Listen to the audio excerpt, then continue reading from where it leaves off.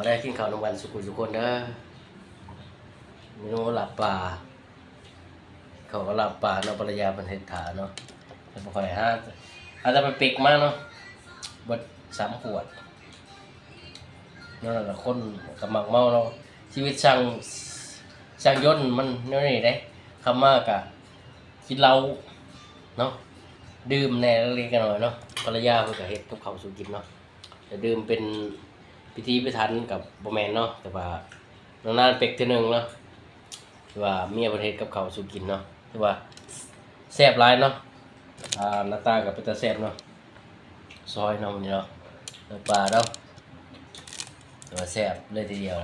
แซ่บบ่แซ่บกับแซ่บเอาเนาะเพราะว่าเมียเพิ่นเฮ็ดนะครับว่าบ่แซ่บเมียเพิ่นสิเฮ็ดให้กินอีกเด้ โอเคเนาะมาเด้อกินข้าวนำกันเด้อสุขุมทุกคนเด้อ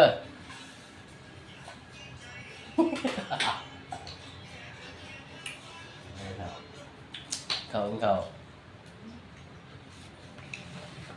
2 กระมังของคุณสิกินเบิดปานนั้นนี่อาจจะเดินทางมาเนาะ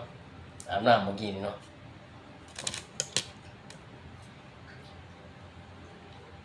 มาสุขุมทุกคน